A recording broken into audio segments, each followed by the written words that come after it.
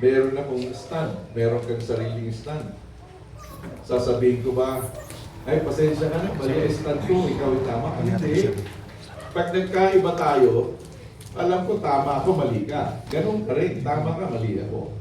Napay ko lang, napay-problema, wala ko. One body, one spirit, even as ye are called in one hope of your calling. One Lord, one faith, one baptism, one God and Father of all, who is above all, and through all, and in you all. Tingnan po ninyo ito, yung doctrines ni Apostol Pablo. Ano sabi ng propeta sa ating panahon? I preach what Paul preached. Kung ano yung unawa ni Apostol Pablo, yun ang unawa ko, sabi ng propeta.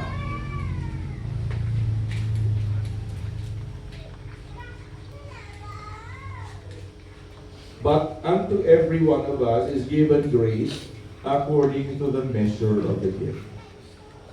Maintindihan mo, parang ganito po mga kapatid, merong pagong, yung bang babagal makaunawa, kasi yun yung naibigay sa kanya. Meron namang kuneho, ang bilis. Alam niyo yung kwento ng kuneho at saka ng pagong? Pag ikaw ay pagong, ang ibibigay sa yung takbuhin mo, maiksi lang kasi mabagal ka. Pero kung mabilis ka, mas mahaba yung takbuhin mo. Unfair naman kung yung pagong at saka yung kuneho, parehas lang ang kanilang tatakbuhin. Okay. So, palagi kong binabanggit mga kapatid, katulad ng tubig na siyang simbolo ng salita. May mga lalagyan na isang basong puno. May lalagyan isang pinsel na puno. May lalagyan isang timba na puno. Mayroong lalagyan na isang drum na puno. Anong pagkakaiba nila? Magkaiba sila ng sukat ng nilalaman. Anong pagkakaparehas? Parehas. Diyan natin babatayan. Hindi yung, ang alam ko dapat alam mo. Hindi dapat ganun. Iba-iba ang gifts natin. Kaya nga sabi ng banal na kasulatan, but unto every one of us is given grace according to the measure of the gift. Ephesians 4:11 to 16. Dito pa lang makikita natin na paano tayo magkaisa kung nagbabangayan tayo. Paano tayo nagkakaisa kung nagsisiraan tayo? Paano tayo magkaisa kung nag-name call tayo? Walang pagkakaisa. So, ang unang-una, kailangan unity of the Spirit. Pero paano natin ma-realize ang unity of the Spirit? Yung palaging pagkasama-sama. Okay. Sabihin mo, kahit na informal sharing lang, hanggang mamaya magkakalapit na tayo ng damdamin, hanggang mamaya kahit na nagpapalitan tayo ng doktrina, hindi tayo magkasundo, pero at the same time, peace and spirit, nagmamahalan din tayo. Hindi lang yung pagmamahalan ng denomination na wala ng salita. Okay. So 12, yung 11 ay fivefold ministry, and 12, for the perfecting of the saints. Yun naman talaga ang unity of the bride must have unity of the faith. Pero ulitin ko, yung faith is we have the same foundation. Anong foundation natin ng faith of the end time? We receive the prophet, and if you receive the prophet, you receive a prophet's reward. Yun din ang sabi ng Bible, sabi ng Apostol Pablo. If you receive a prophet in the name of the prophet, you receive a prophet's reward. Tinanong si Brother Branham, Brother Branham, ano yung reward pagka tinanggap mo ang propeta? Ang sabi niya, you will be a friend of the prophet. Pagka kaibigan mo propeta, ano ang may dudulot kung kaibigan mo? Basahin natin yung, mamaya may magpupot lang ako. John 15,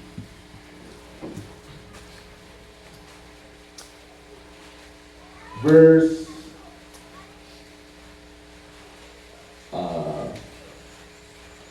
12. Ang kausap niya yung mga disciples, mga disipulo. Ano ibig sabihin ng disipulo? Followers.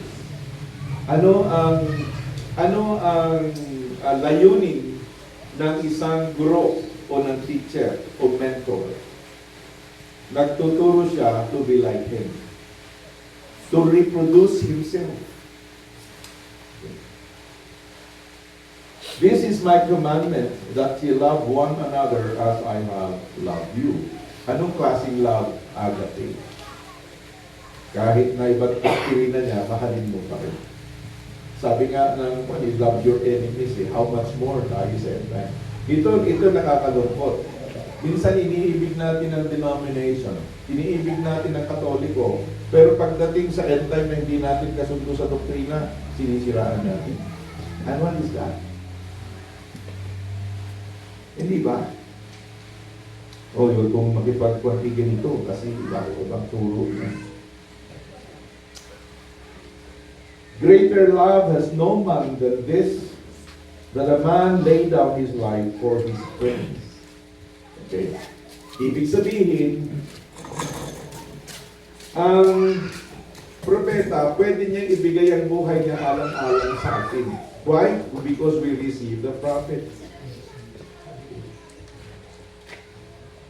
Naku, umuwi na yung dalawa. Isa na kayo sa sinasabi ko, ha? Masaktan man kayo, maganda. Why? Because sometimes, makakarinig din tayo ng correction. And correction is good.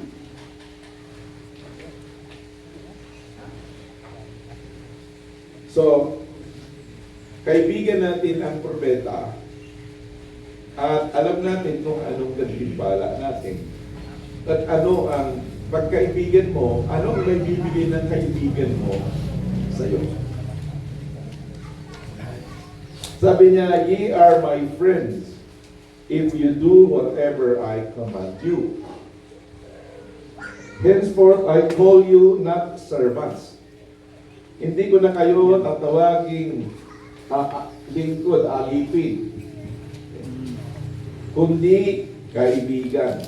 But I have called you friends. Sabi niya, because the servant knoweth not what his Lord doeth.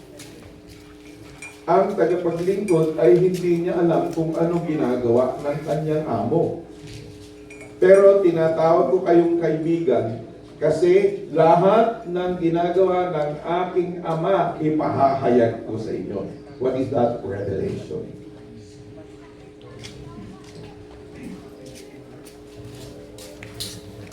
For all things that I have heard of my Father, I have made known unto you.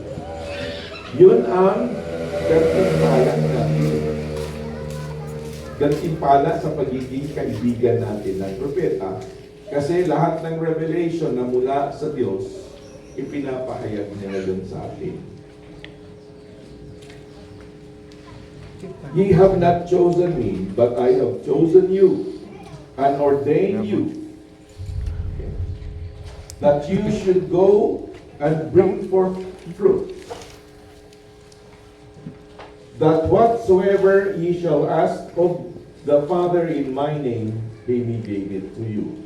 Ibig sabihin, ang sabi ng propeta, hindi kayo ang pumili sa akin, ako. At I ordained you that ye may bring forth fruit, and that your fruit shall remain. Anong bunga yan? That is transformative power. Hindi lang yung bunga dahil meron kang na-convert.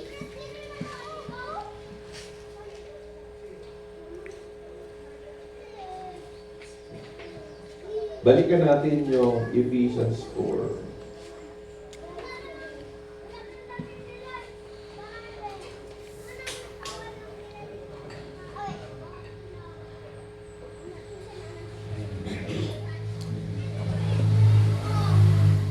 13. Ito mahalaga ito, yung 13. Till we come in the unity of the faith. Hindi yung in the unity of understanding.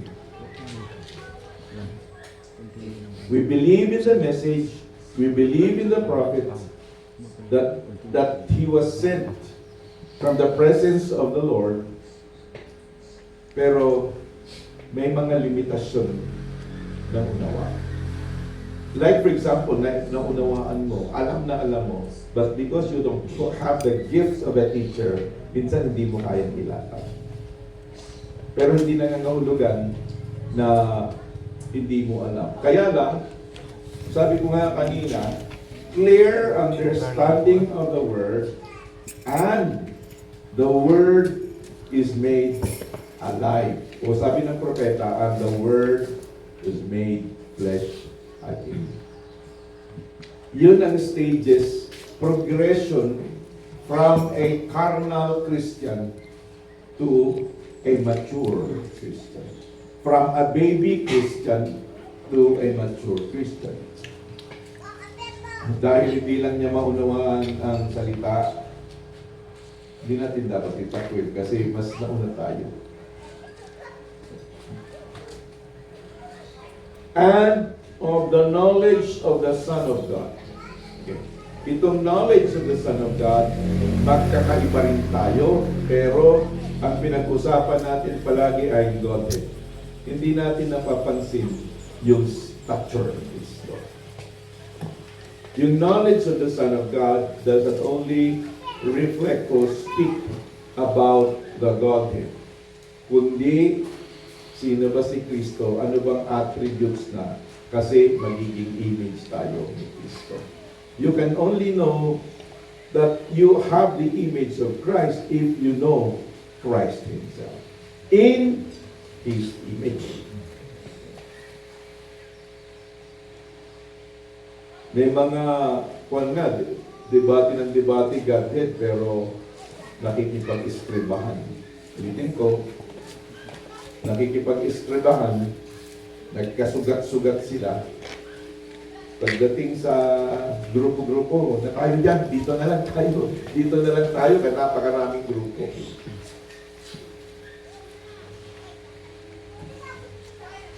Unto a perfect man, unto the measure of the stature of the fullness of Christ. May binanggit ang propeta patungkol doon sa maturity of a Christian. Ito'y tinalakan niya ang 2 Peter 1 verses 5 to 7. Kasi, ang dumating ay pundasyon.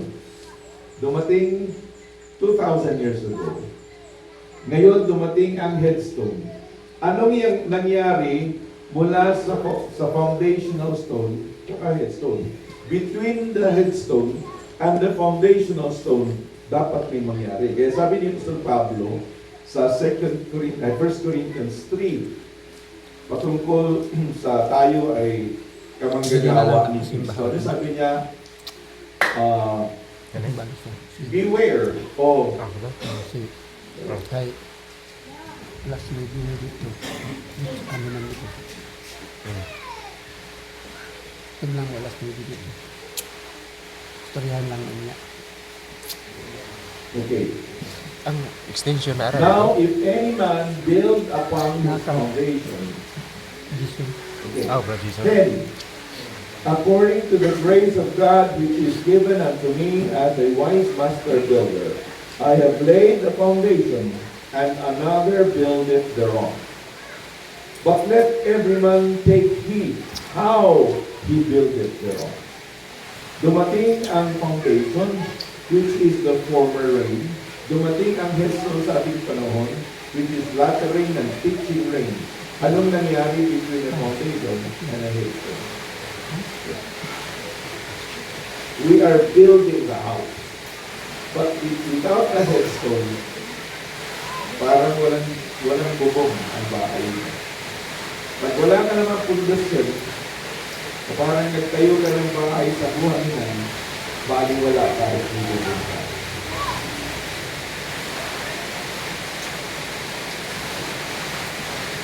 Balik-balik ako doon.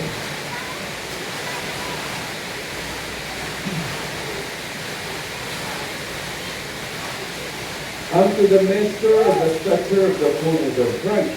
What is that stature? The stature of a perfect man.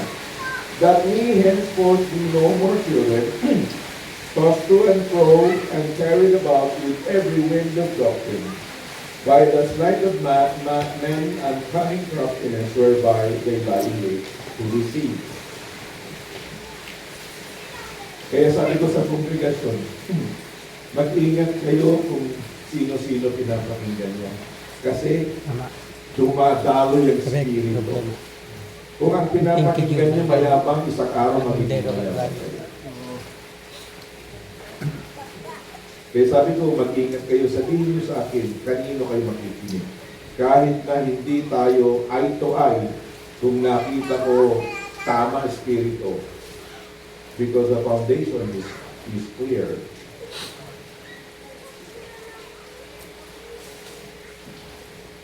But speaking the truth in love may grow up into him in all things, which is the head, even Christ.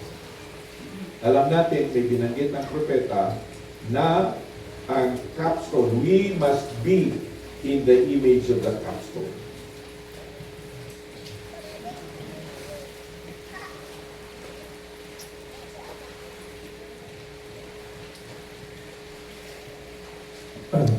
Meron binanggit ang propeta patungkol sa shock.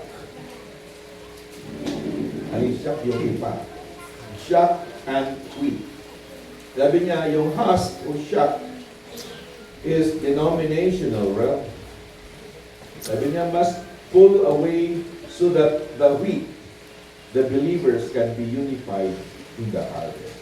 But remember, in the harvest, pagka ang tao'y gumagapas, minsan may dalang damo. Diba? Minsan, kayo na medyo magsasaka, kung magsasaka kayo, kami magsasaka kami. Pag kami ay nag-aani, hindi mo maiwasan na merong damo na nabibigkis. At yung bunga niya na maliliit, minsan na ihahalo. Kailangan dumaan sa threshing floor para mahiwalay. At sa winnowing floor, bago dalhin doon sa storage. So kahit na nasa end time ang isang tao, baka napasama lang siya. You shall know them by their fruit. The stature of a perfect man. Sabi niya, unity is the result of individuals. Inano ko lang ito, sister. Hindi ito quote verbatim.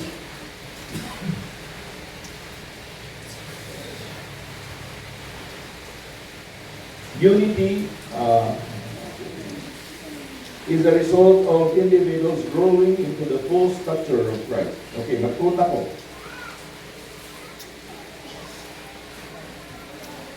The church that professes to be a Christian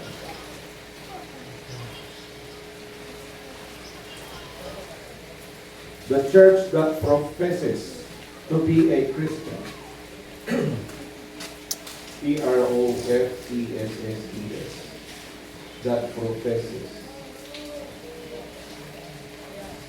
Ay, ganun mo lang pagka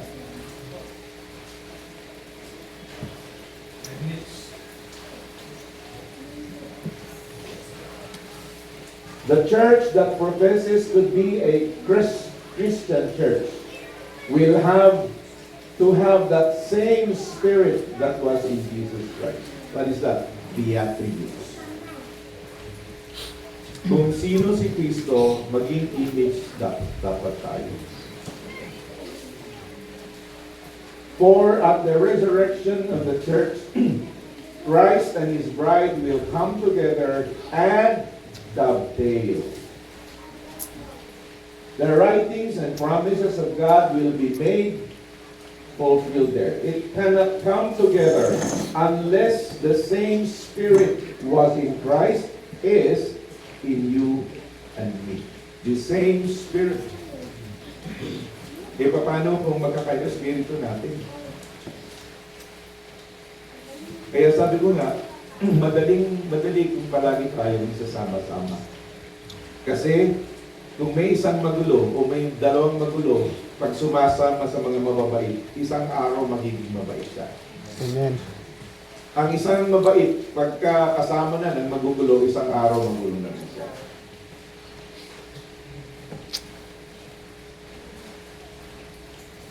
It will do the same works. And then, if that same Spirit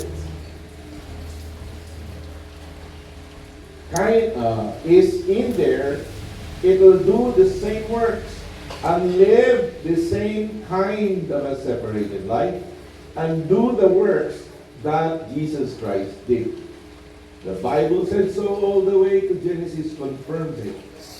Genesis is a chapter. Genesis means beginning. It ought to make a church member come to Christ and stay until he's filled with the Holy Ghost. It's the only promise of the rapture, the only way that the church and Christ can come together, the very Spirit. What is that Spirit? The unity of the Spirit. Anong klaseng Spirito meron ang Panginoon? Meron din tayo. Para, sabi niya, so that the groom and the bride will come together as one.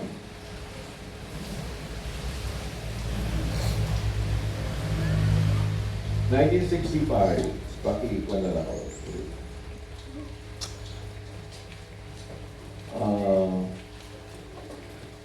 But we find that Eve was easily, paragraph 46, 1965, titled, Lean not unto thy own understanding. But we find that Eve was.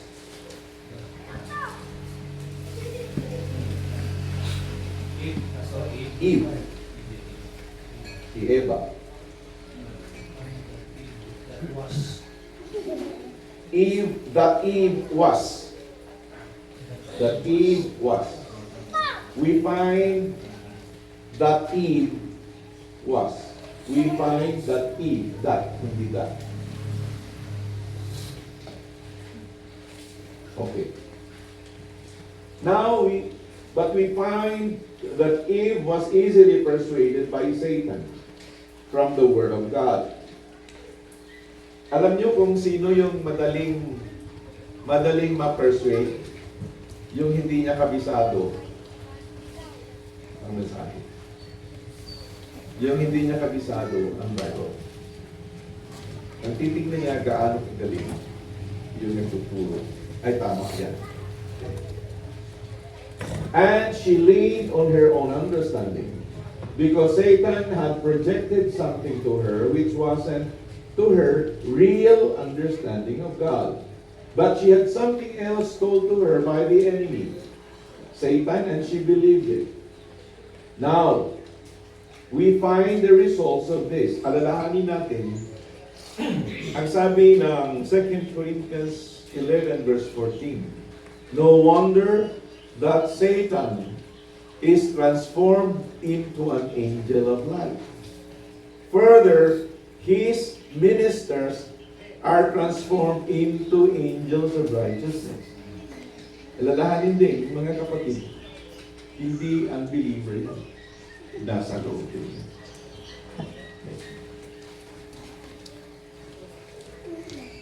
It plunged the whole human race to death because the first mother on the earth leaned to her own understanding, contrary to the word of God, and plunged the whole human race to death. Now, do you believe that? That's the word. Well, a woman is always the church in the Bible.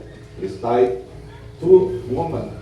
And church today can accept a bunch of dogmas or creeds and plunge the whole congregation in a separation from God. Mga kapatid, ano ba ang dogma? Ano ba ang creed? Hindi ba minsan natatalakay natin, dogmas and creeds. We are quoting dogmas and creeds. Pero does a Christian know what is a dogma? What is a creed? Lahat ng end time, nagtungkol yan. Yung dogmas and creeds and traditions. But sometimes, an end time believer does not know what is a dogma. What is a creed?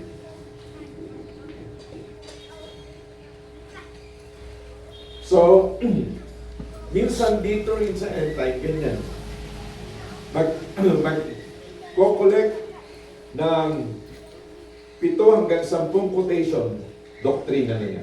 It's a set of Christian beliefs na paranangnan dito sa set of Christian beliefs, I am already saying. That is a dogma. Mga prinsipyo, a set of principles laid down by an authority. Of course, pag sinabing authority, yung minsan yung mga kinikilala din natin. A creed. Apostles' Creed. A formal statement of Christian beliefs.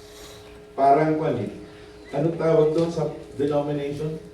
Statement of faith. Yung denomination may 12, may 16, minsan 6 lang. Pagka those are essentials to salvation, pagka meron yun at yun ay napaniwalaan mo at naunawahan mo, ligtas ka na. That is a creed.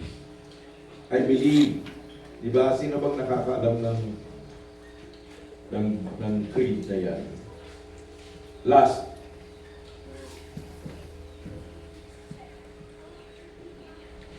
Those called creeds. Those called creeds.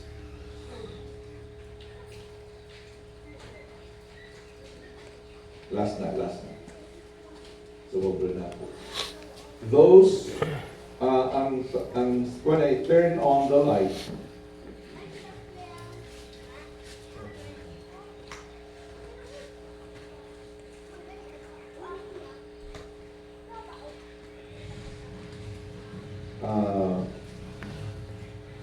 turn on the light, 1964, paragraph 151.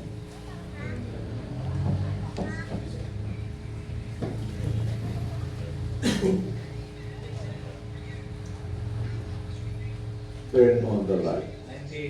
1964. Tama ba yan? 64. January 25, 1964. Turn on the light. Sandali yan.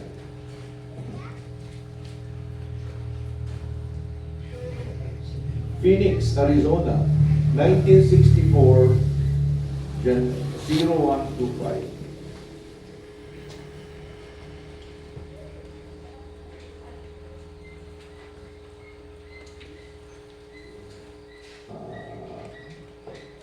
So, kung ano, pakitype mo na lang.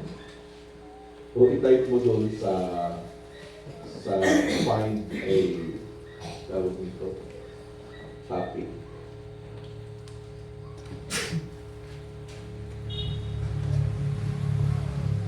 Okay, basahin ko na lang. I-type mo na lang, Nick. Those cold creeds can never bring a harvest. Can never bring a harvest.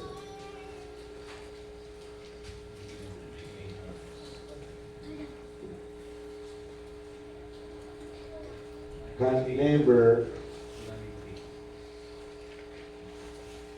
never bring a harvest. Ayun. These cold creeds can never bring a harvest. We've got to have a church that's washed in the blood of the Lamb, and become one with the Word.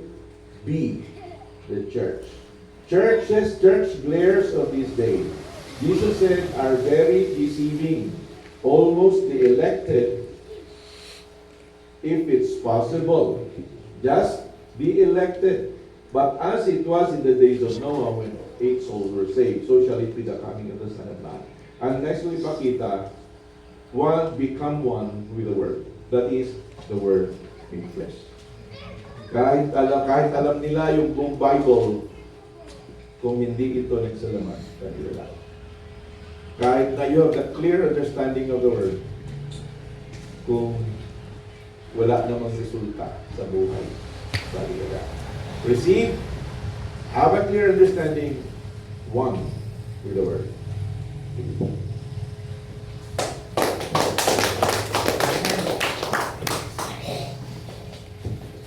Okay, no? So, salamat kayo, Pastor. Siguro atong nasabtan, no? Dulo ka maagi nga diin may usata, no? Diya sa pagdawat, receive. Adunay katinawan nato sa katinawan sa pagsabot, no? Ug sa dihang adunay katinawan sa pagsabot kinahanglan magmanifestar kini, no, diha sa matag individual, no? So mo na ug kinahanglan ano na tayo pag-iusa diya sa espiritu, no? Sa espiritu manggilda, no, na mag-iusa. Okay. So para pa man tayo panihapon siguro mga 30 minutes bago ta proceed, no? Na ba? Brad?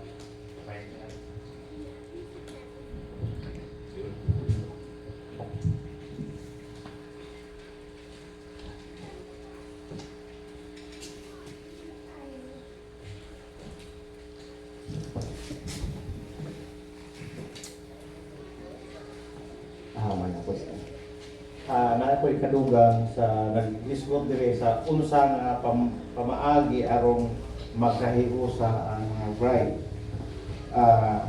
Nag-discord dire sa Philippians 2:3-4.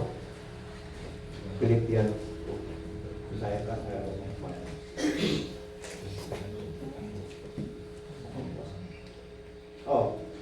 Philippians 2:3-4. 3-4. Bisaya.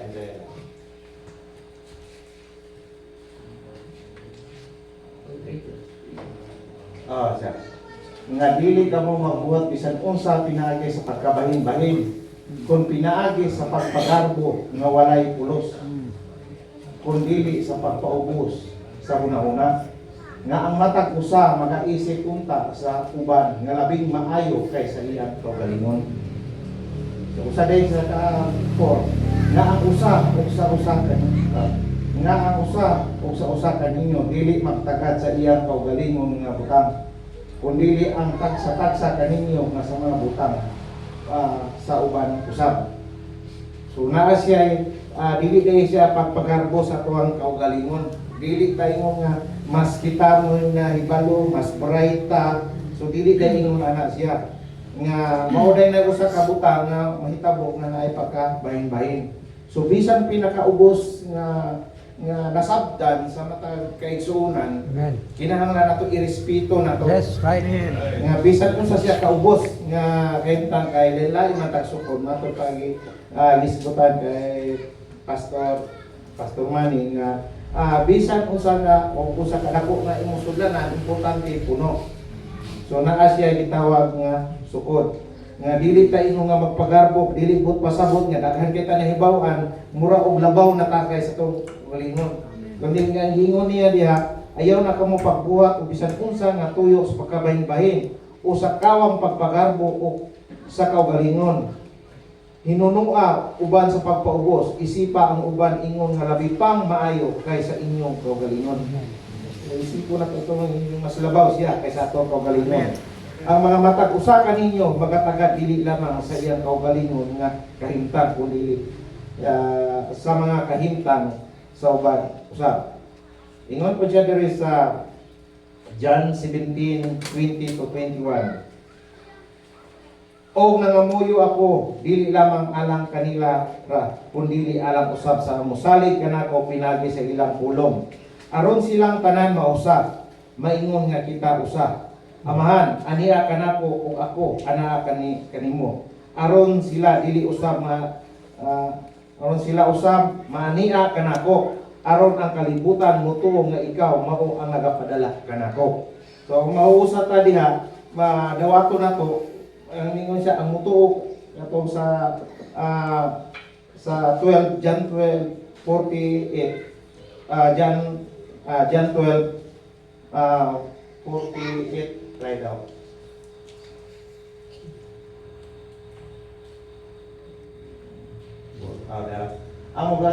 Ang nagasalig kanako ug wala magawat sa akong mga pulong may magahukom kaniya. Kung ang pulong nga akong ginaingon, mao magahukom kaniya sa katapusang mga adlaw.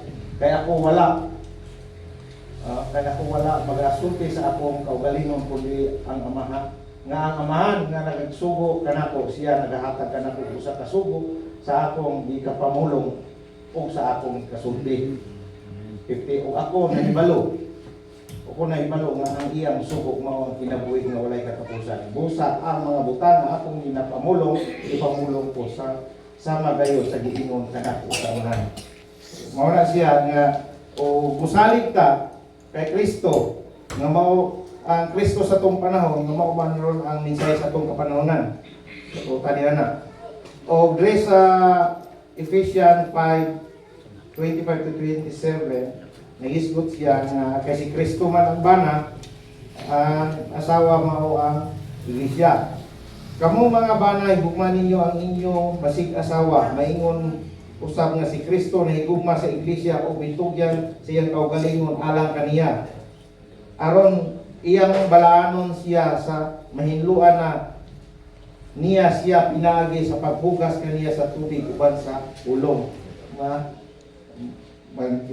Aron nga sa iya atubangan ang iglesia katanyag diha sa katahom niini nga walay bulig o kunot o bisan unsang sulasama niini aron magbalaan siya og dili masaway.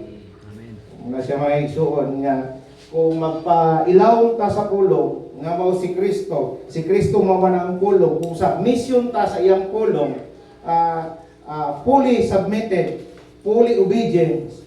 Mao na siya nga usa ka butang nga nahigo sa tadiya kay Kristo. Kay siya man ang ulo, siya man ang bana. So kung iusa ta ug unsa ang sulti sa bana, ug unsa ang sulti ni Kristo kung isubmitar ta diha, naiusa ta diha kay Kristo. So inuna lang siya nga pamagi kami siya nga ilita man una nga mapagarbo sa ato nga kaugalingon aron kita nga mahiusa. So, maura na ako ikapamit o salamat.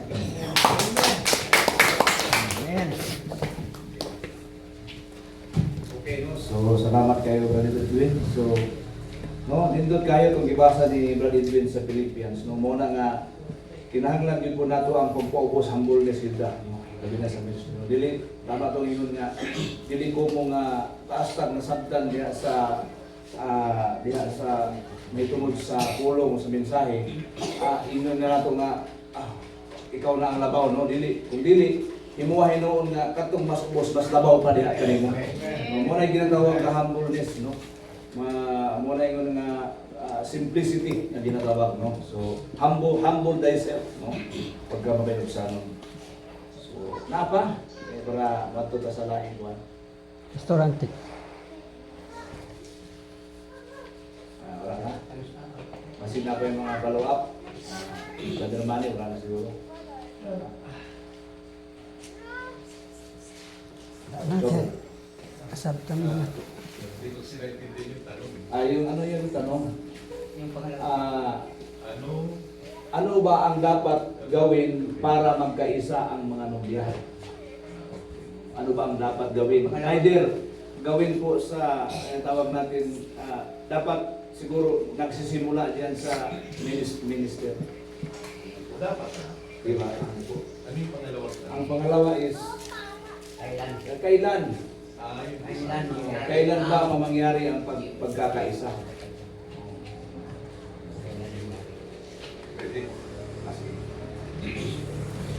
pag natapos nito, siguro magkapunan ko na kay step na lang.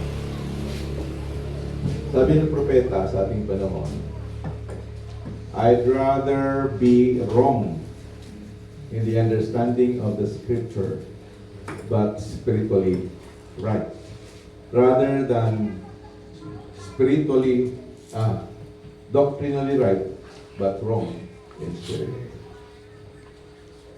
I'd rather be scripturally wrong, but right spirit, rather than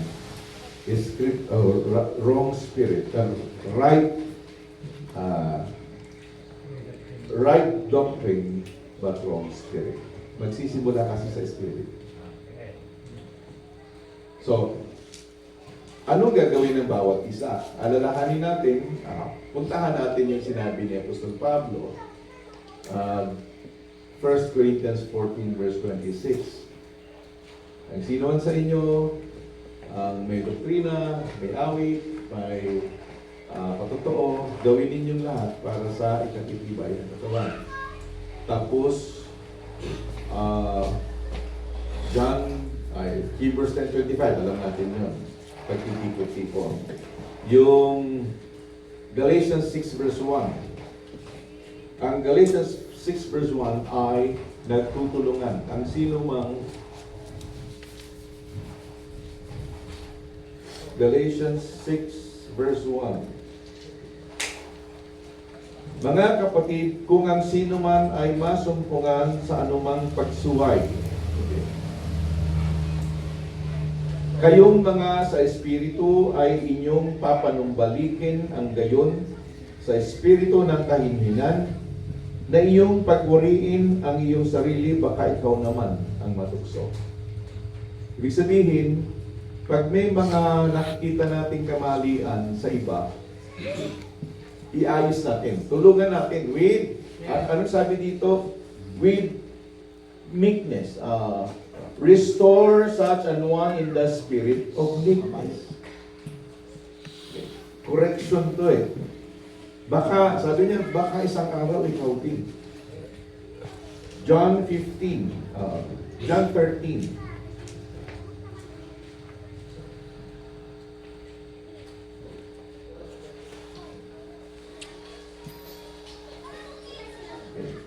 John 13, verse 5. 13 verse 5. After that, Passover muna. Okay? Passover, pagkatapos, foot washing. After that, he poured water into the basin and began to wash the disciples' feet and to wipe them with the towel wherewith he was girded. Then cometh he to Simon Peter, and Peter said unto him, Lord, dost thou wash my feet? Hugasan mo ba ang aking mga paa? And Jesus answered and said unto him, What I do thou knowest not now, but thou shalt know hereafter. Itong gagawin ko, sa ngayon di mo pa maintindihan. Pero pagkatapos, pagdating ng Espiritu Santo kayo maturo, maunawaan.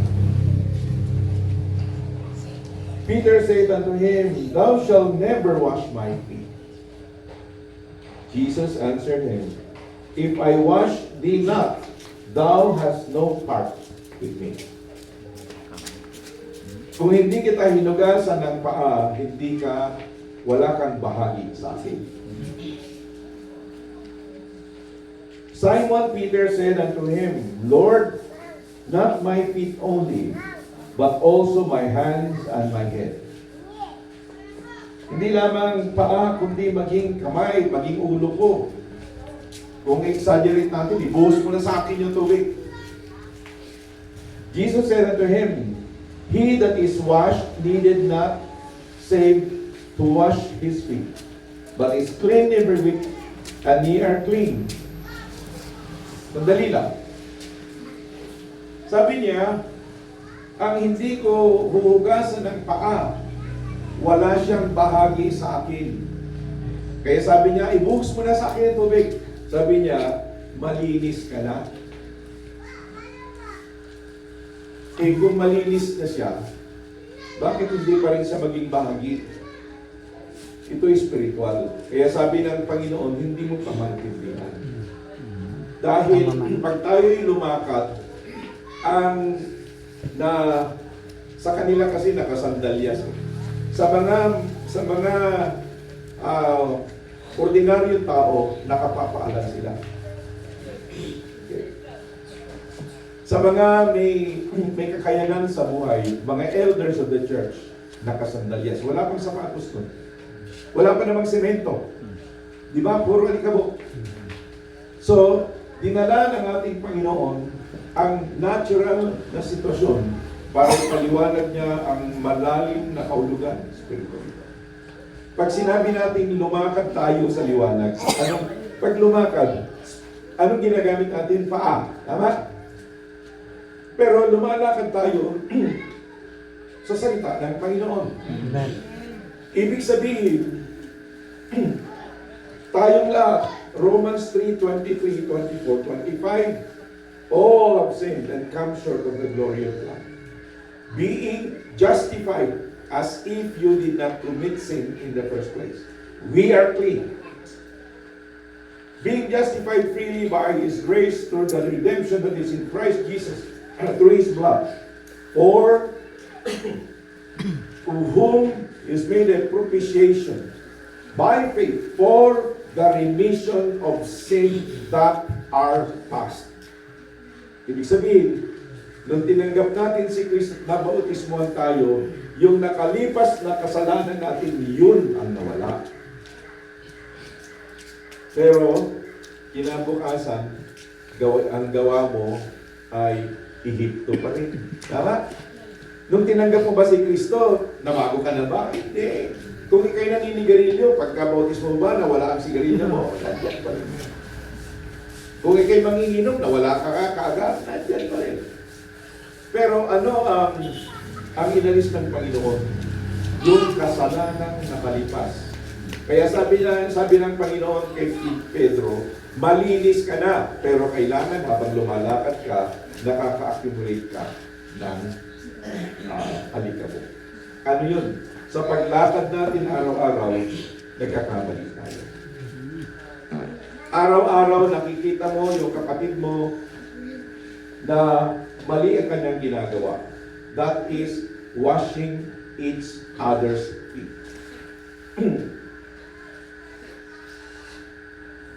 So, sabi niya, maghugasan nga kayo. He said, know ye what I have done? Sa 14, if I then, your Lord and Master, who have washed your feet, ye also ought to wash one another's feet. Ibig sabihin, para makapagtulungan tayo bawat isa, kailangan ka ng bawat isa. Hindi, nakakaya naman. Baka sabihin niya, nakikita mo nga kamalian eh. Hindi mo naman po pwedeng, bali ang ginagawa mo. We have to have wisdom. Paano ito itatama. Like for example, bibigyan ko kayo ng halimbawa. Meron akong kasama na medyo militaristic ang dating. So, nandun kami, tapos tinawagan niya na kanya. Anong ginagawa mo dyan? Nasa computeran. Pagdating ko dyan, kakastiguhin kita. Hindi ko siya, huwag kang magsalita ng ganyan. Kailangan banaya. Hindi ko sinabing ganyan. Ang ginawa ko, kung anong ginawa niya, ginawa ko rin sa anak ko. So, tinawagan ko yun ako, sabi ko, Lara, anong ginagawa mo dyan, anak? Yung bang salitang anak, napakasarap pakinggan. Di ba? Anak, mag-aaral kang mabuti ha. Ano yung sinasabi ko? By example. Hindi mo naman kailangan mali ka dyan. Ipakita mo lamang na sa salita mo, sa kilos mo, makikita niya mali siya. That is wisdom. Yun ay paglilinis ng paa. Pag nakita mo ang kapatid mo, kung tinutuloy mo siya kapatid, pag nakita mo nagkakamali, obligasyon mo bilang kapatid ng tama. That is washing each other's. Pero hindi naman yung tupa mo, siya maghugas sa'yo. Pastor, mali ka. That is disrespect. Kailangan magsabi siya sa mga kalibal siguro niya or mga deacons ng church. Pag-usapan nila. Pero kinikilala ka tapos kinokorek ka ng pinakamababa mong tupa. So, kailangan natin mabanggit ito para alam din ng mga tupa natin how to approach. Kung sila nakakita at hindi mo nakita, hindi natin nakita dahil hindi nakakasama. Kung nakita ng kongregasyon, kung pwede naman sabihin, Pastor, yung pastor namin. Hindi mo naman po pwede sabihin, sabi ni ganito, ganito ka raw. Mapapahamak yung nagsumbong. So, anong gagawin natin? Ito ay, ano ang gagawin natin para magkaisa tayo? Yung iba ay nasa katawan na. Yung iba ay wala pa. Ako naniniwala na hindi lahat ng pastor ay nasa katawan na. Dahil ang pastor na naninirang puri, hindi yan ang attribute ni Kristo. Tama. Pag nakakarinig kayo ng negatibo at naninira at sumisira ng influence at nag-name drop o nag-name calling, lumayo kayo sa kanya. Amen. Dahil magiging ganyan kayo. Dahil ako naniniwala na ang nasa katawan ni Kristo ay isang Espiritu. Diba? Sabi ng propeta, ang Espiritu na kay Kristo, the attributes is the same attributes. Diba sabi ng Romans 8:29, of whom He foreknew, He did predestinate to be conformed to the image of His Son, that His Son might be the firstborn among many brethren. Hindi ko sinasabi, mga kapatid, na hindi siya darating. Darating din siya. Medyo nahuli lang. Huli kaya baka nahinog sa pilit, Brother Edwin. Ikaw pala yan.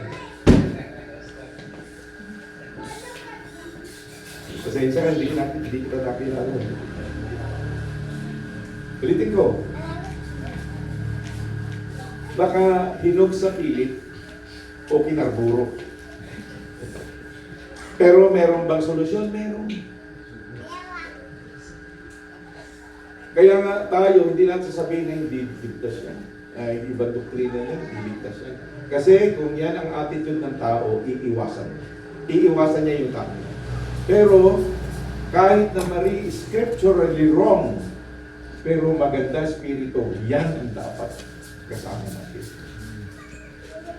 Pero, malay mo yung maling spirito, ikaw makakapagtama. Tama?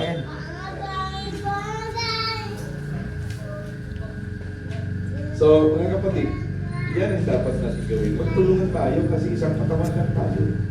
Sino bang magagamot ng sugat ng katawan kundi bahagi? Kasi pag sinabi ng unbeliever, ano bang klaseng pastor yan? Eh di napasiya tayong lahat. Ay, end time yan. Ay, ganyan pala yung mga pastor ng end time. Patay ka na. Napahiya na si Kristo. Okay, pero pag isa lang siya, okay. Okay, yun lang.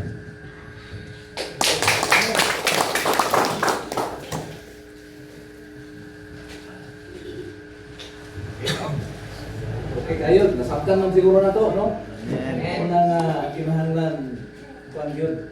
Pag sinabtanay lang gyud ta og ganaagid ang pagbuhos. Kinahanglan diha gyud ta magkagpo Sa sa panira, maayos gyud ito. pandang.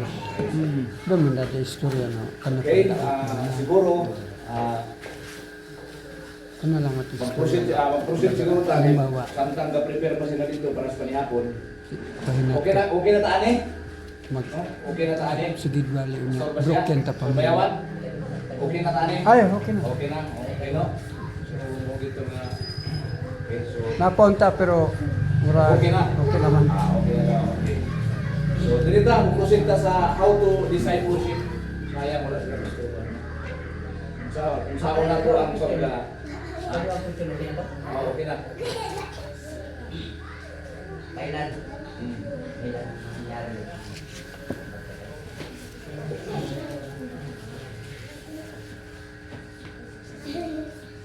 Siguro yata na to kay Brother Manny ni, yung discipleship.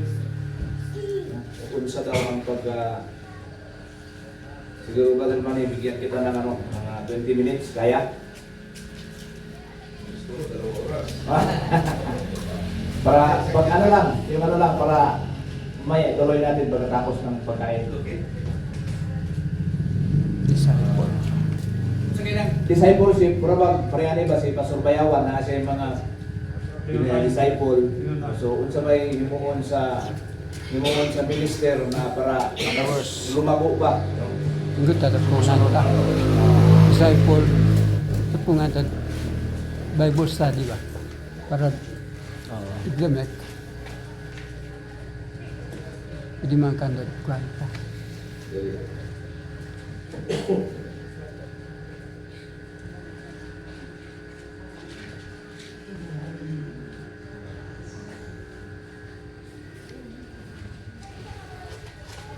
Muna ikay disciple. Ministry ba? Matay Bible study na kada kwan. Disciple. Anong ibig sabihin ng disciple? Follower. Follower of Christ. Ano yung discipleship? Ang discipleship, kasi ang discipleship, ang connotation natin ay para lang sa mga future na manggagawa. Okay? Pero hindi. Pero tayo yung nauna. Ang discipleship ay isang pamamaraan na ang isang babe in Christ, bagong tanggap, ay madadala into that stature. Yan ay discipleship. Hindi mo naman alam lahat yun eh. Sa simula, parang humakbang ka lang ng isa, hanggang doon. Tapos sa isang bukas, hakbang ka lang hanggang darating ka sa isang punto na may pag-ibig ka. Okay. That is discipleship. So, a disciple is a follower, not necessarily discipleship of Christ ang tinutukoy ko. Kasi ito, general definition of a disciple. A disciple is a follower of a teacher or an authority.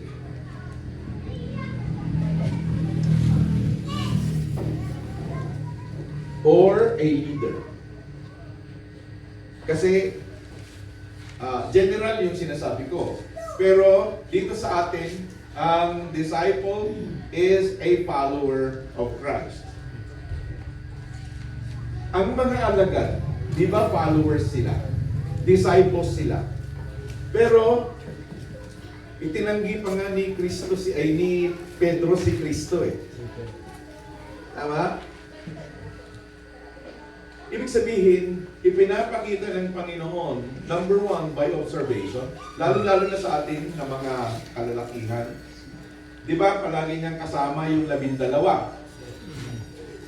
Number one, hindi naman niya sinabing magturo kayo. Di ba? It's number one, discipleship is by observation. Pag tayo, nag-disciple tayo ng potential workers, isama natin sila. Kasi nakikita nila hindi. Si Timothy ba ay pagkasama ni Apostol Pablo, O Timothy, ikaw mangaral, no?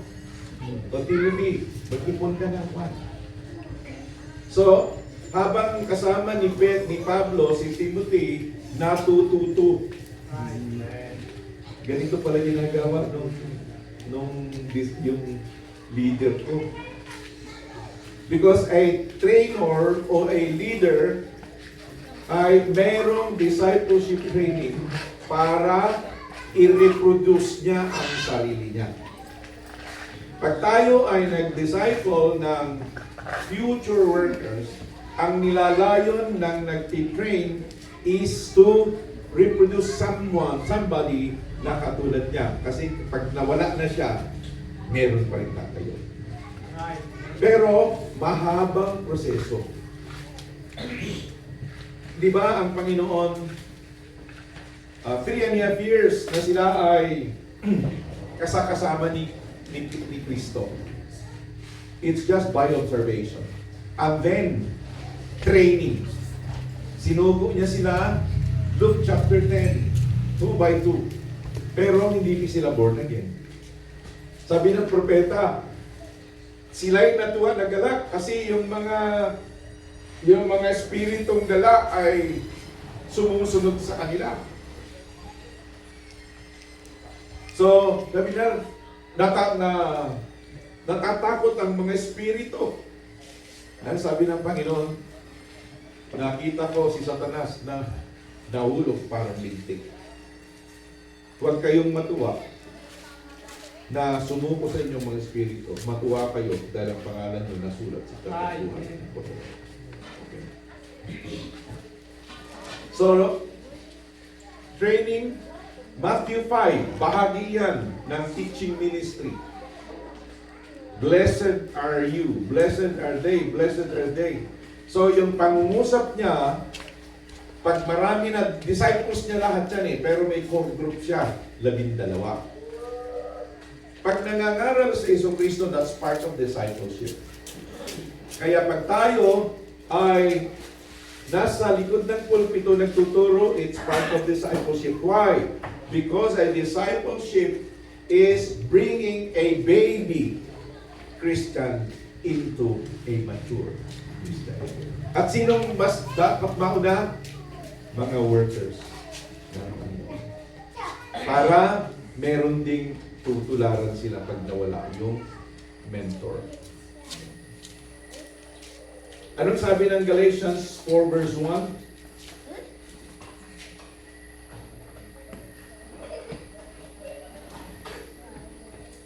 Galatians 4 verse 1. Now I say that the heir, si Kristo ito, tayo ito, as long as he is a child, differeth nothing from a servant, though he be Lord of all, but is under tutors and governors until the time appointed of the Father. Ito yung adoption. Siguro alam niyo lahat kung ano yung adoption. It's a Roman law. Ang adoption sa Jewish setting ay hindi mo anak pero may kasulatan, i-adopt mo siya. Pero sa Roman law, hindi. Yun ang binasihan ni Apostol Pablo, binasihan ng propeta sa ating panahon. Kahit anak mo, i-adopt mo.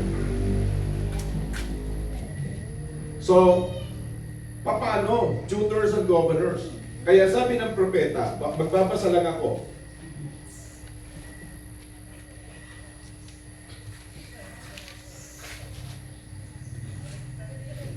So magbasa muna ako ng mga talata. Colossians 1:28 to 29. Whom we preach, warning every man, and teaching every man in all wisdom, that we may present every man perfect in Christ.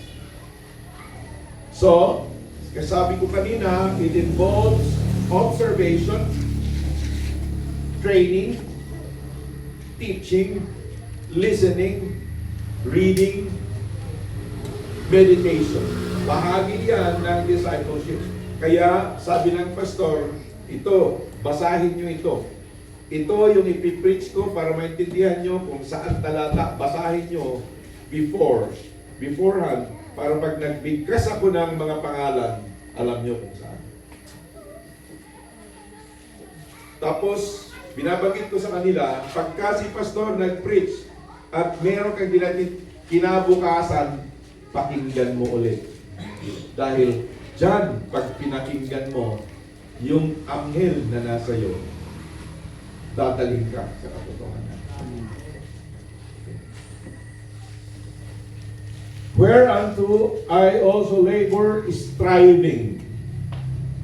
Ano yung striving? Nag-a-agonize o naghihirap. Parang birth pain, sabi ni Apostol Pablo. Or struggle. Wherefore unto I also labor, striving or struggle, nakikipagbaka, according to His working which worketh in me mightily. So, ang goal ng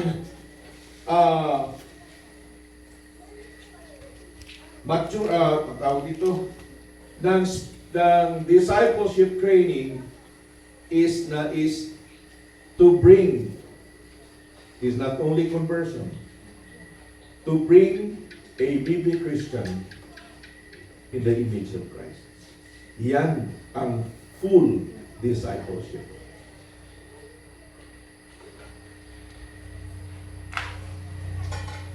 So, dadalhin natin sa perfect, meron akong panito.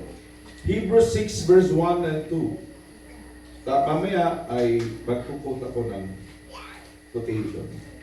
Therefore, leaving the principles of the doctrine of Christ, let us go on unto perfection, not laying again the foundation of repentance from dead works, a laying on of hands, doctrine of baptism, and of resurrection of the dead, and of eternal life. Basahin ko lamang hanggang doon sa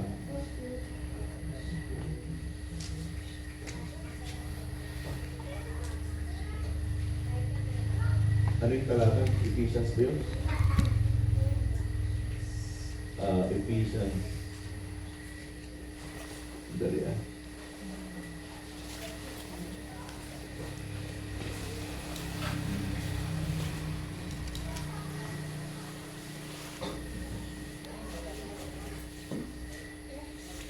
Wala sa akin. Hindi ko na nakuha yun. 3, sorry. Hebrews 6 verse 3.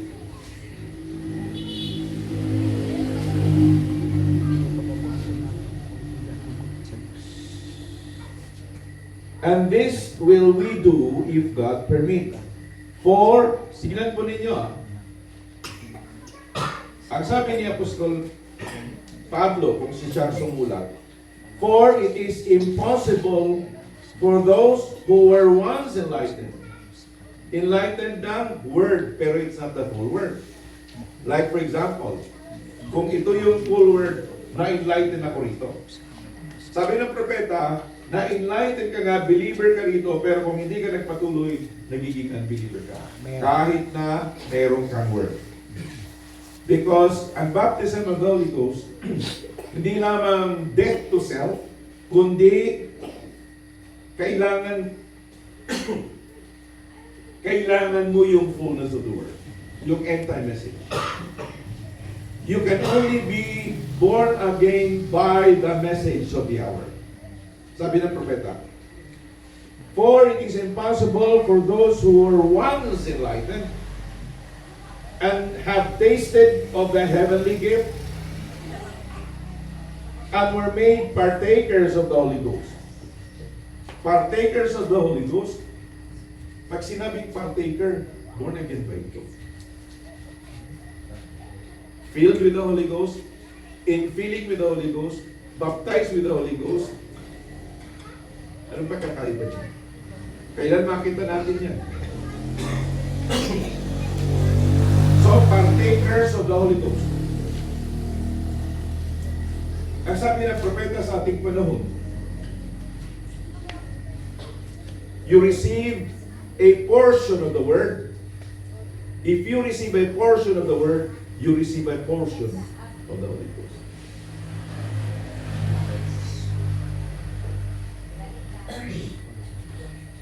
And have tasted the good word of God and the powers of the world to come. Yan ang pinanananan ng Pentecostalism. The power. Bumubuhay ng patay, nagpapalayas ng demonyo, nagpapagaling ng may sakit, pagnanalangin, may pagkain. That is Pentecostalism. If they shall fall away, to renew them again unto repentance, it is now impossible.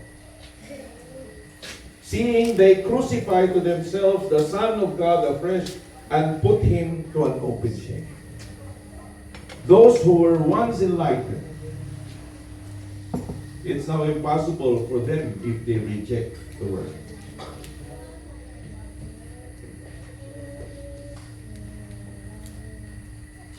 So, kaya nga hindi tayo tumitigil because we are still students of the word. Habang hindi pa tayo nag-rapture, nag-aaral pa rin tayo. Kung bukas ang rapture, alam mo ba lahat yung mensahe? Hindi. Pero God gave us a measure of the gift, measure of the faith, measure of the ministry.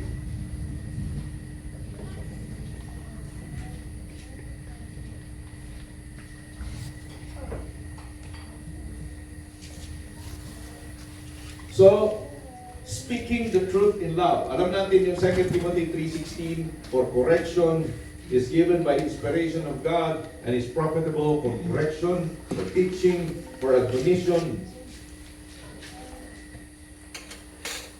Colossians 3:16, let the word of Christ dwell in you richly in all wisdom.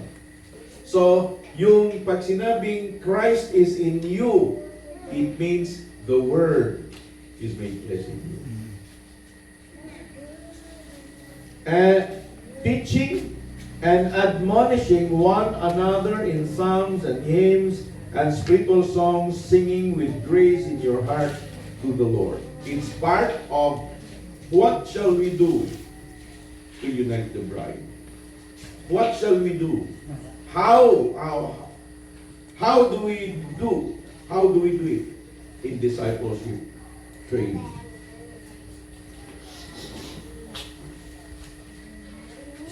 Philippians, verse, marami akong talata, pero nais kong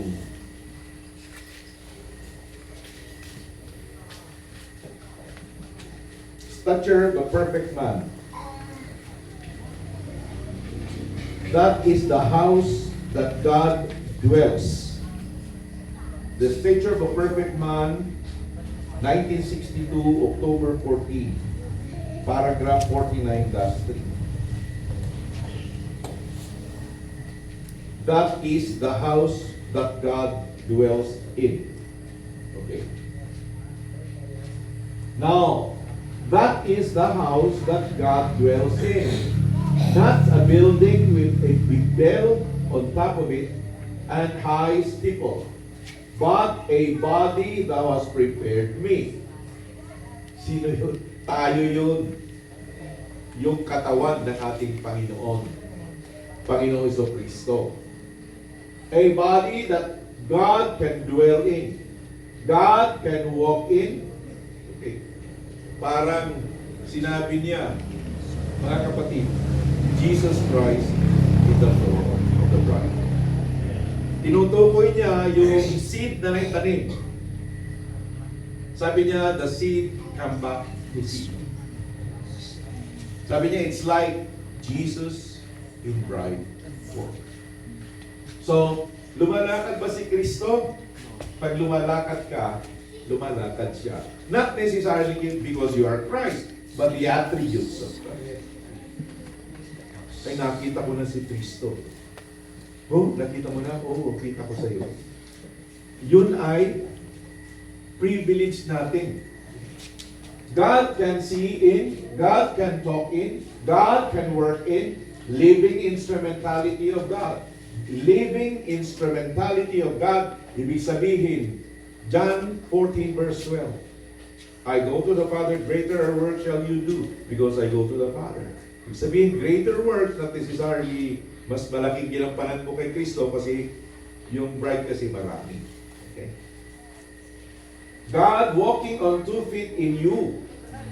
The footsteps of the righteous is ordered of God. God walking in you, for ye are written epistles, read them all men. And if the life that's in Christ be in you, you'll bear the life that Christ bore. God walking in you. So, discipleship starts from receiving Christ. It's a conversion. Conversion, lumalaki, pagka may capstone na siya, that is placing as a son. Individually, meron tayong capstone. But the whole bride, kaya may marriage supper, because we are now married individually, pero not as a whole body. Pag meron marriage of the Lamb is come, is the whole body is now married. Kasi si Kristo di naman, ikaw brother, kung walang ulo si sister Shirley, kakasal mo. Eh kung wala pang kamay, siyempre hindi. Gusto mo ay buo. Spiritually, kinakasal tayo, individual. Kasi ang buhay natin ay pyramid din. Pwedeng ang pyramid ni pastor ganito kalaki. Ang pyramid ng tuka, ganyan. Iba-iba. Kasi sukat, lahat ng sukat. Isa pa.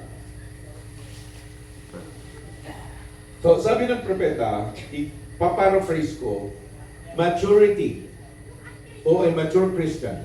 Maturity is when the headstone Christ meets the body, the bride.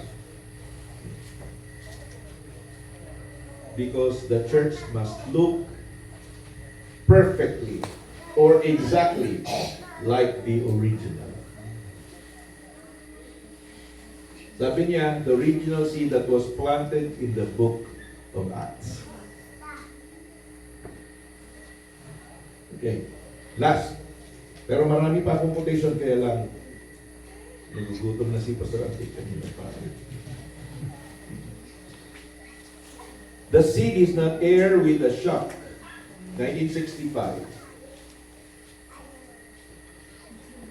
It nurtured it. IT.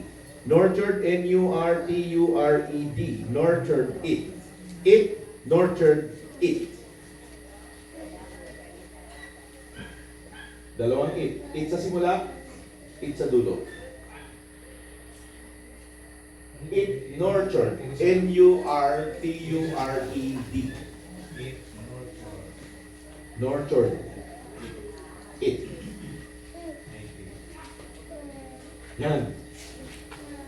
Carrier. The shock. Alam niyo ba yung iba at saka yung nasa loob niya magkawangis? Di ba magkawangis sila? Kasi protector lang siya pero hindi talaga yun yung baby. It nurtured it. That's right.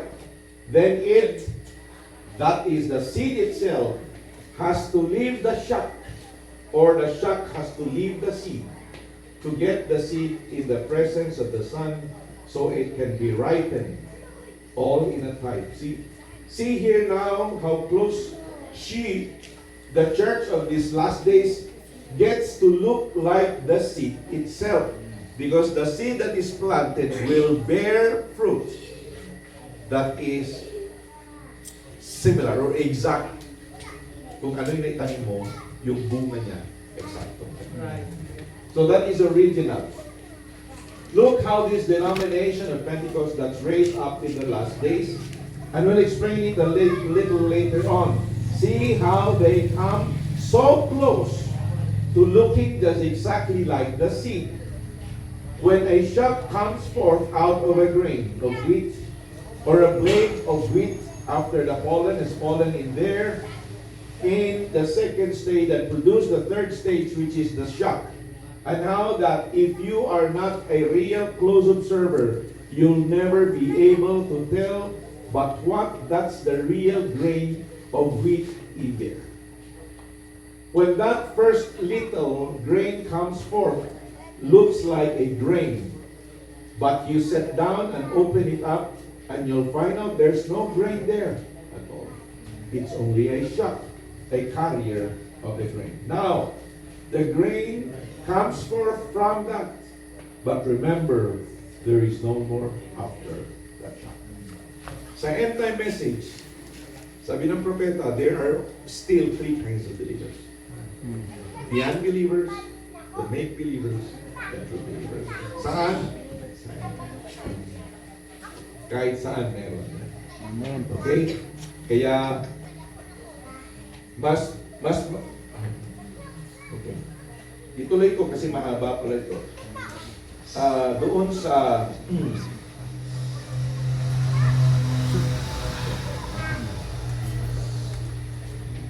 sa 88 din, pero ibaba ko na ito. Sa 88, remember there was no more seed promised.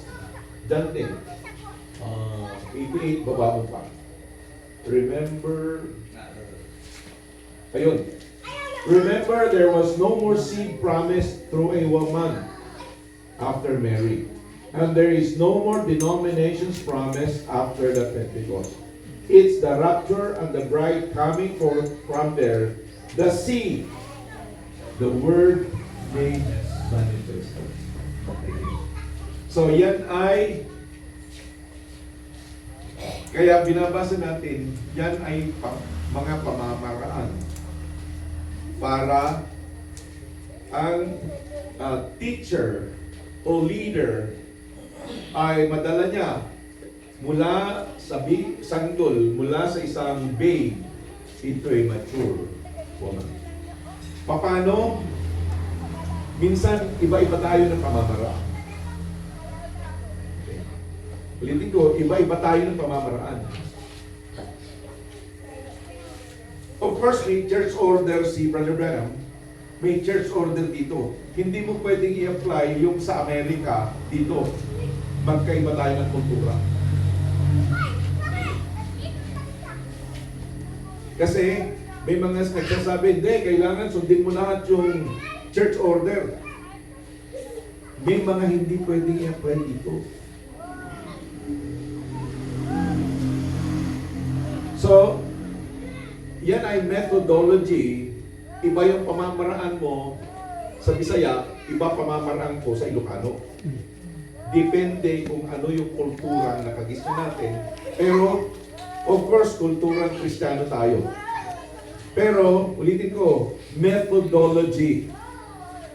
Ano ba ang gagawin ng pastor para mas mapabilis ang disciple ay magiging wangis ni Kristo? Pero kung ang pastor di naman nag-aaral, hindi naman nagtuturo, mapaagal. Tama?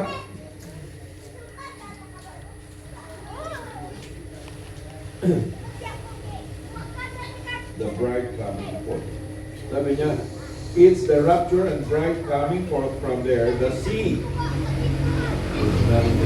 The seed that Christ in bride form.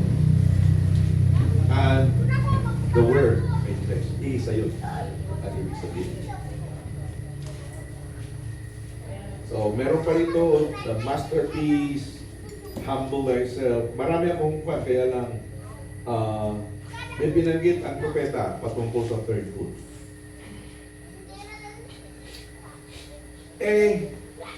Ang third pool is the revealed mysteries. The seven thunders. The seven seals. Ito problema. See? Kanya-kanyang quotation. Pero, maganda rin kung kanya-kanya. Kasi may iipon natin lahat yan. Ay, wala ako yan. O sige, ito. Hanggang mamaya, one day, kung paano ang by the Bible, kung pwedeng ang isang tao can read the lines of the word of the Bible, but cannot read between the lines. Ganon din dito sa end time message. You can read the letter of the end time message. But there are some who cannot understand. Not everybody can read between the lines of the message. Dapat, wala na dun sa spoken word. Nandyan is spoken word, pero kung binabasa natin ang spoken word without the clear understanding, it's useless. Nakikinig tayo sa mensahe ng propeta kasi napapakinggan natin. Pero kung wala ka rin understanding, it's useless. So we have to have a teacher commission. Hindi lahat tayo ay teacher. Alam mo kung, I'm sorry medyo masakit to. Ang pattern natin, sa first coming of Christ as foundation. Di ba Elijah muna? Elijah, the son of man, apostles. Sabi ng propeta, apostles, prophets. The apostles are prophets. Yung sabi niya. So, sinong nagpaliwanag sa four gospels? Apostles who are called prophets. Si Pablo, si Pedro, si Juan, si Santiago.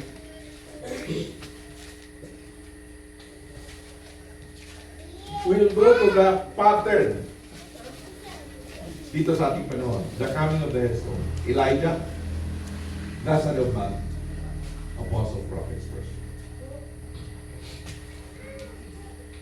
Ibig sabihin, yung reading between the lines ay minsan hindi dumarating sa mga ang sukat niya ay medyo mas malaki. It comes like all those patterns in the apostles. Ang four gospels natin, the Son of Man ay ang 1,260 plus 4 books of adoption plus Hebrews plus 70 weeks of Daniel. Yung mga libro. Para sa ganun, sila yung mauna. Like, palingin na ito. Ito yung message of the hour. Dumating ang propeta dahil ito pa lang, dumating ang propeta, hinimay niya. Ang laman nito ay ito.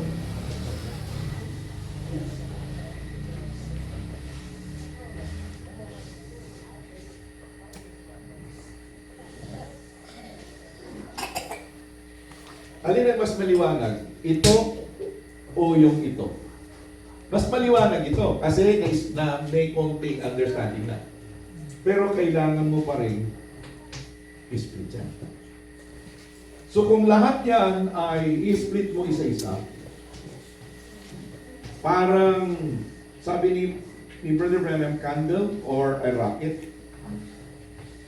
Alin mas maliwanag? Itong buo na walang masyadong detalye o yung mga na-detalye na? Mas maliwanag to.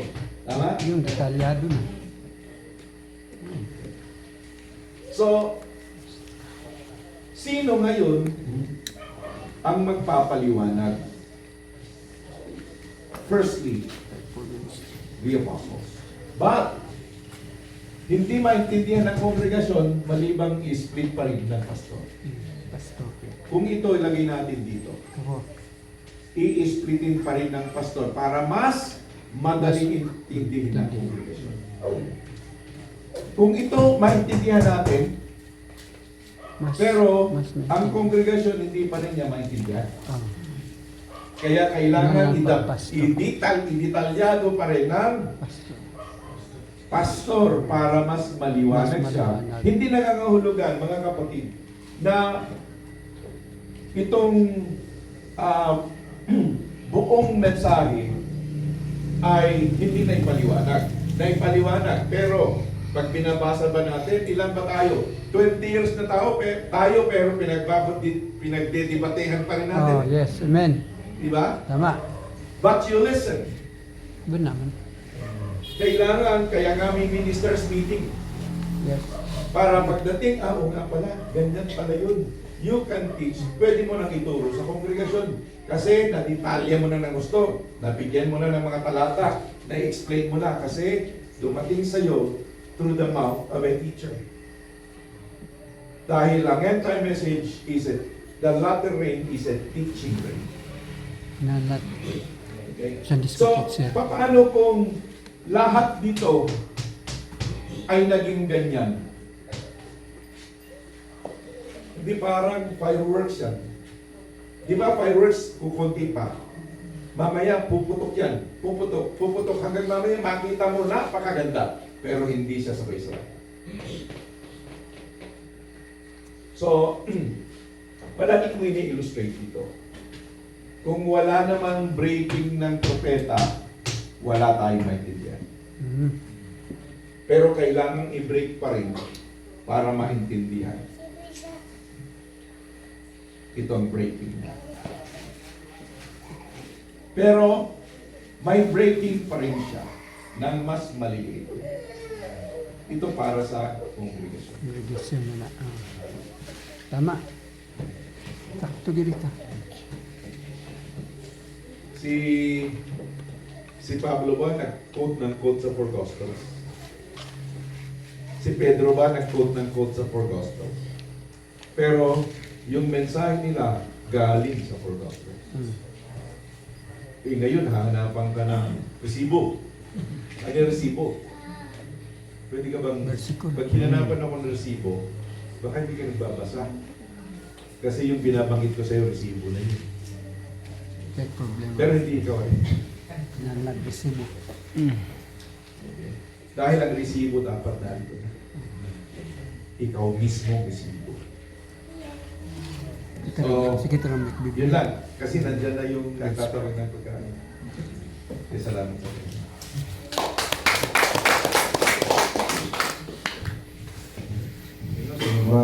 Lalong-lalong, no? Nasabdan na to. No? Amen. Although na yung mga, ang discipleship is dili lang po pasabot nga kita-kita lang kung dili katong mga bata pa nga nasa sulod sa iglesia.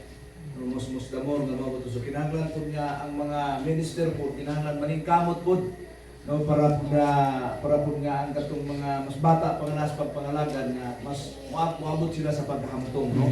So mo to nga kani nga tinuod ang mensahe lalong kaayo. Ang mensahe is misteryoso kayo, no? Na may uban nga dinginig ni ani kada ko ang mensahe na may uban nga wa ko mo breaking pero na uban nga dili masabtan sa uban, no? Mao na nga tama importante ang ministerial meeting para kadtong sa mga dinagko ng mga butang ma-adapt sa mga pastor matudlo niya sa sulod sa iglesia. Amen. No? Mas Amen. mas matinaw ba diha sa mga Tinaw. simple nga mga pamaagi nga pag-explain masabtan sa iglesia. No kay dili man pwede nga katong imong nasabtan dito sa ministerial meeting imo na yung itudlo ngadto sa iglesia matukan to, no? So kinahanglan hinay-hinay yun, no? Himay-himayon yun nato. So salamat kayo. Okay, so siguro matutas pag panihapon na niya siguro napay magkuha na ni mo proceed ta siguro po to mga kahit alas 10 kung musugot mo alas 10 oras may biya na, no? Okay ra, last cheese. Alas 12. Alas 12, no? Okay, so siguro manindog ta o matuta sa mga pagampo. Pinihatag ka na Sorobit.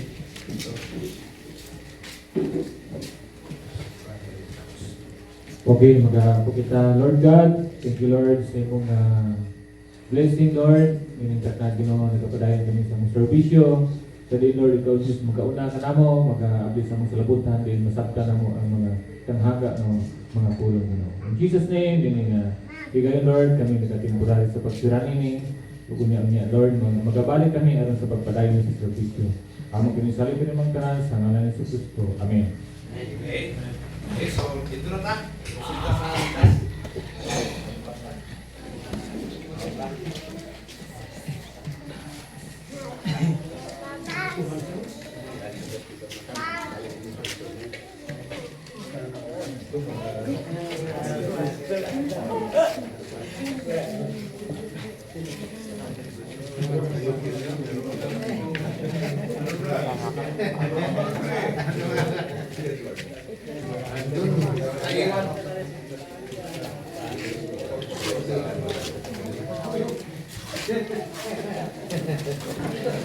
Siya na yung pastor doon.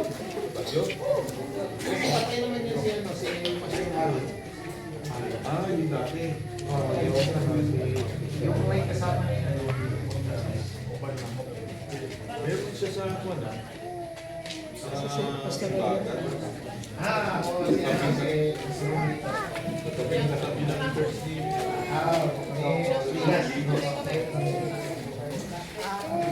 Sabay nga sila. Pagka nagsiservice, kumakain sila. Sabay. Minutes lang yun.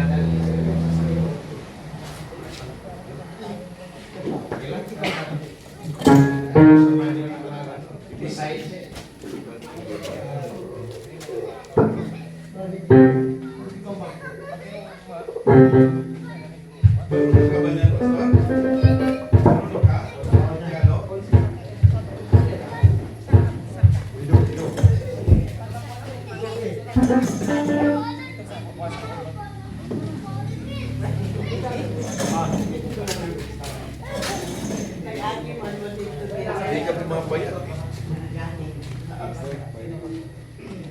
Ito ba yung anak mo? Hindi naman. Si Gangga, nasaan?